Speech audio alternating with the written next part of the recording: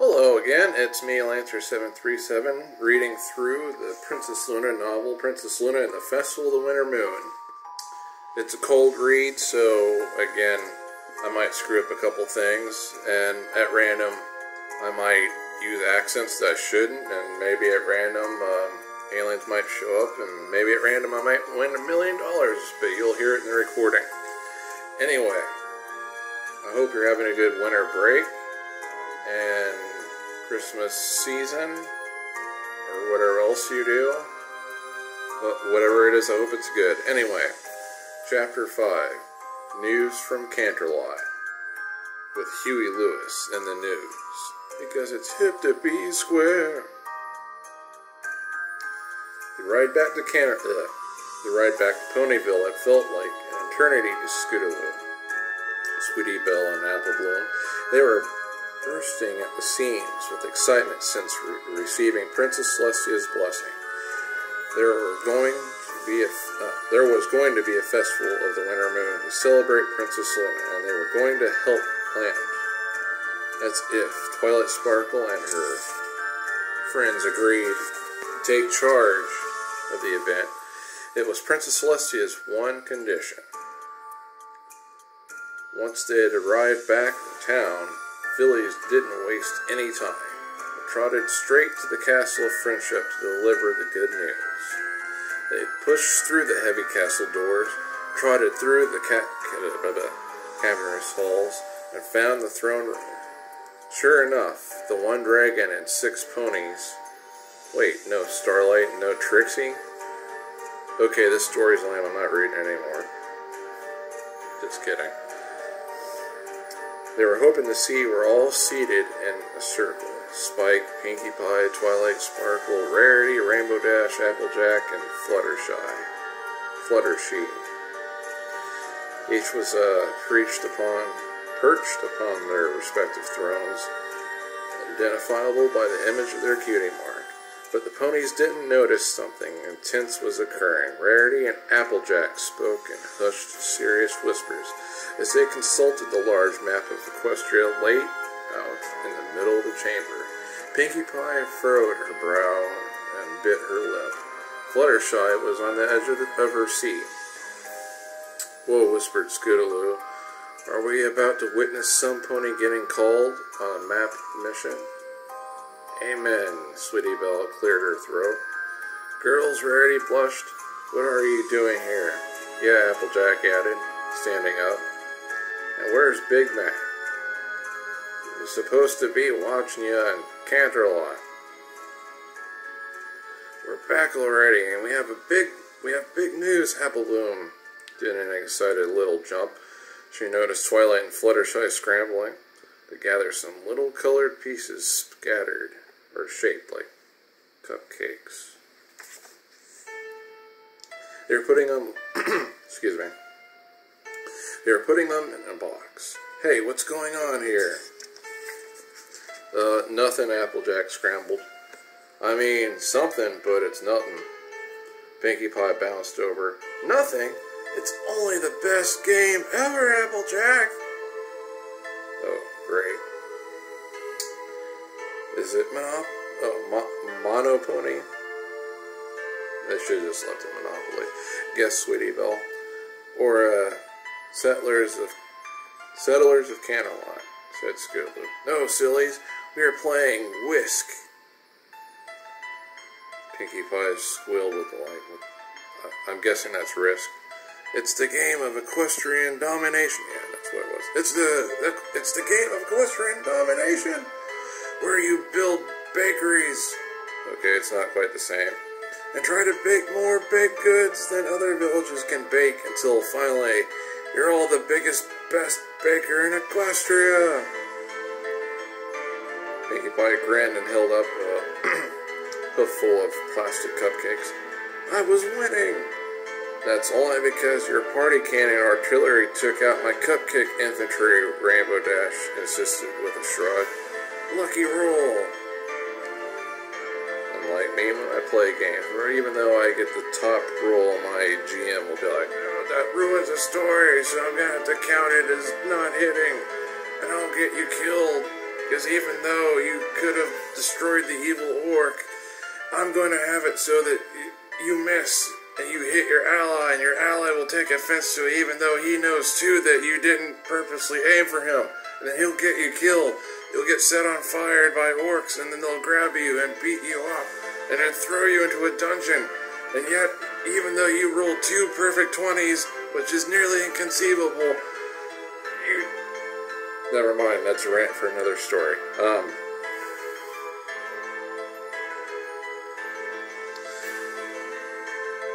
That's only... Okay. So, what's your big news, Twilight asked, blushing. She could be so serious that sometimes being seen having frivolous fun caught her off guard. Did you meet with Celestia? What did she say? She said you're fired, Twilight. Just kidding. Yes, Scootaloo, Sweetie Belle, and Apple Bloom cheered together. She said, our idea is to hold a Winter Moon Festival in honor of Princess Luna. It was amazing, Sweetie Belle squeaked. If you need any new outfits for the event, do let me know, Rarity nodded, and she gave her little sister Sweetie Belle a nudge. You know, I can't resist a chance to design something absolutely gorgeous. A party, Pinkie Pie perked up. I was not expecting that. She narrowed her eyes and looked down at her party watch, which bore the word party everywhere a number should have been. Yeah, that thing must be broken. What a lovely idea, Fluttershy remarked. I'm so glad Princess Luna said it was okay. Apple Bloom looked at the ceiling. Well, she didn't. Rainbow Dash and Twilight looked at each other, unsure. What Apple Bloom means is Princess Celestia said it has to be a surprise festival, so we need your help planning it. Scootaloo trotted over to Rainbow Dash and gave her a pleading smile. Please? Oh, all right, said Rainbow Dash with a shrug. It's not like we're busy doing anything important anyway. Until I have to go up and help with a pre-winter cloud arrangement in Cloudsdale, I'm free as a Pegasus. Hooray, the fillies cheered. Scootaloo shuffled her hooves on the ground nervously. So, any ideas? Well, it was obviously have to be a classy affair with elegant, understated decorations. Rarity put her hooves to her chin, and the wheels started to turn. The wheels of madness. How about just giving her that artifact that, inspires inspiration? That would get everything done real fast. Oh wait, no, that backfired. Don't do that. What are your feelings on ceremonial capes, hoof-stitched constellations, tablecloths, moonflowers around the perimeter of the dance floor, and a 100-hoof-tall statue of Princess Luna in the center? That would actually make a pretty good decoration in a Game Lost game. I would love that. The rest of the group all stared back, face blank. Rarity clearly had her own definition of understated. What, Rarity asked? Too much? No, that sounds awesome, Scootaloo encouraged. Yeah, Apple Bloom agreed. I like it. She hopped up onto Applejack's throne, which made her feel even more on top of the world than before. And with all of us working on it together, we're bound to make it just perfect. Chapter 6, Guardian of the Night. The weeks that followed passed without ceremony, and Princess Luna thanked her lucky stars that the Cutie Mark Crusaders' idea for a celebration had vanished. Luna was busy enough with winter on its way. The last thing she needed to add to her list was a large event. In addition to raising the moon and looking after the dream world, the Princess of the Night was the guardian of the creatures of Equestria, especially the scary, misunderstood ones. It was a little-known fact that lots of the beasts and creatures were spooked by the idea of winter. Animals ranging from the crocodiles to the cockatrices would sense the impending snowfall and begin to frantically take shelter in caves and burrows throughout the chilly lands. There were always a few scuffles over territory, but over the moons, Luna had become an expert at sorting them out, most of the time. This moon, however, the shifting of the seasons had been smooth sailing until tonight. Luna had just returned from her 90 rounds around Canterlot after setting the moon in the darkened sky and consulting her royal dream register. As she entered her quarters, Luna immediately noticed a signal on her special map. It was a massive three-dimensional projection which appeared like a miniature version of Equestria spread out across the table. She had created it with the help of Starswirl, the Bearded, when Luna was just a young princess, in order to keep ponies and creatures everywhere safe. It was her way of seeing the whole kingdom at once. Princess Luna trotted over and around to the other side of the map and bent down. There was a situation that needed Luna's attention in the swamplands. A tiny figure of a lion creature with a dragon's wing appeared next to a beast with the heads of a snake, a tiger, and a goat. A disturbance between a manicore and a chimera. Castor, Polex, Luna called out across the room. Two snowy white owls perched on either side of her bed. Please watch over Canterlot while I go attend the urgent matter. The owls cooed and flapped their wings in acknowledgement, flying over to the window perched on opposite sides of the tower and setting their yellow eyes on the terrain. Princess Luna nodded her gratitude and trotted over to a hutch in the corner. She quickly gathered some tools and gave her pet opossum Tiberius a little pat on the head. I shall return soon. And out of character right now, just so you guys know, that's a bit of an Easter egg. Because Tiberius the opossum, he's only ever existed in the MLP comics as Princess Luna's pet, up until now. And it's quite interesting because this novel was actually written by a show writer. So this is, in a sense, making him more canon than he was before. I count the comics as canon, although sometimes they have some continuity issues, but it's just very interesting because he's a pretty cool pet to have become a more official character that is associated with Luna. Okay, going back to the story. Luna took off into the darkness towards the swampland, her saddlebag full of sweet apples and ricotta cheese. The princess flew through the chilly night air with her beautiful dark wings outspread, and as the wind wisped through her mane, she felt a surge of exhilaration and excitement through her body. As soon as Luna landed near the site, she spotted the beasts. There were 4 manticores, a family of 2 adults and 2 corlings, growling at the chimera as it circled around the nest they had hastily built. The creatures growled and lunged at one another, engaged in an intense standoff. "This our spot," hissed the green snake-head of the chimera.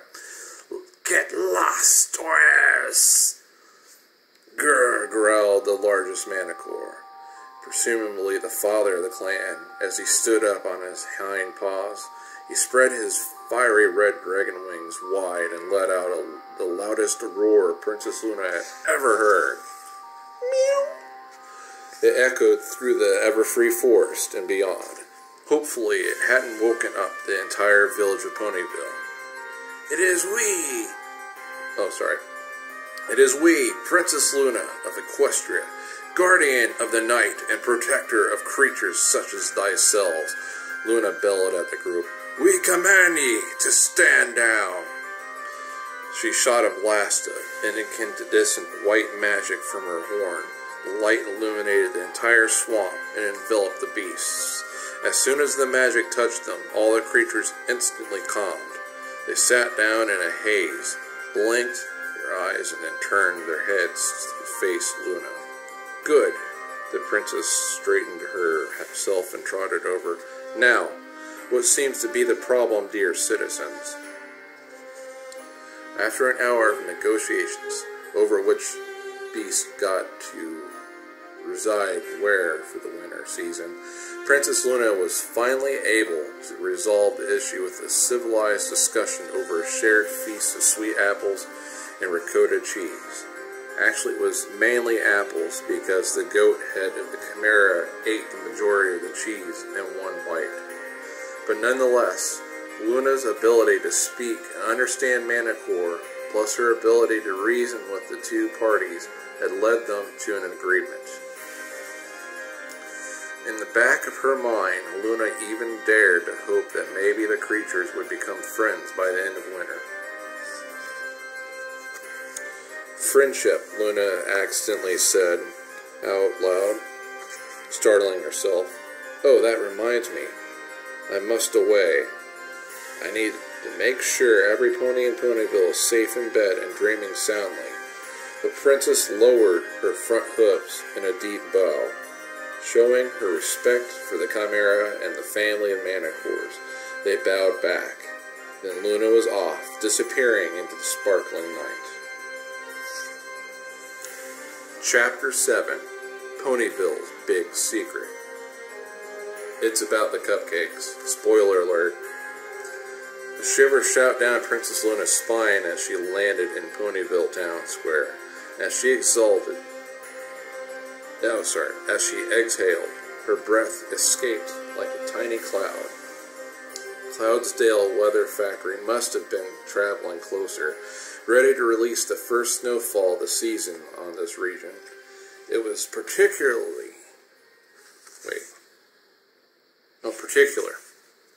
But even Luna still got cold once in a blue moon. Which is her fault. She could just make the moon not be blue, but whatever. The princess began to idly walk through the streets of Ponyville, listening to the dream senses. If she and the creatures in the swampland had disturbed some pony here, Luna was going to help them. As she turned near a Sugar Cube corner, the princess peered up into the windows and listened. But it was just as night should be, lovely and silent. Luna breathed a small sigh of relief and sat down to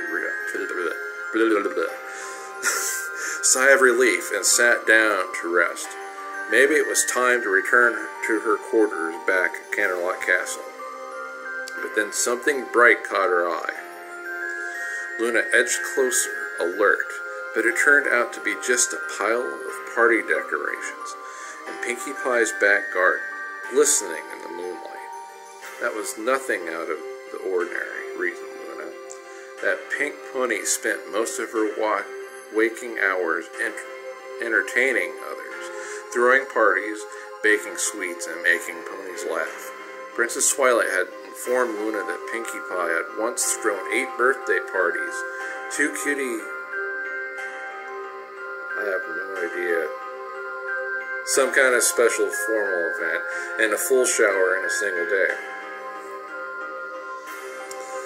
This was quite the supply of decorations. Princess Luna trotted over to the mountain, mildly curious.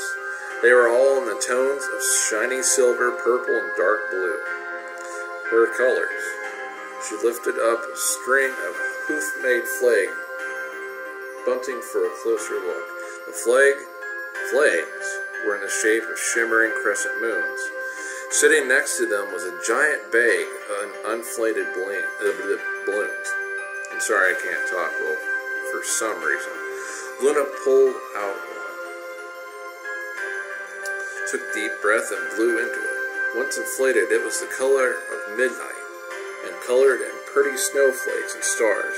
Luna didn't need to unfurl the banner to know what was going to be on it, but she did anyway. Winter Moon Festival, it read in huge glittering letters. Celebrate Princess Luna. For a brief moment, her heart softened. Should she let the ponies of Equestria have their one night? Have this one night? Was it her royal duty to let them? But just as a cloud moved swiftly through the dark night, a moment passed, and after it did, Luna knew what she had to do.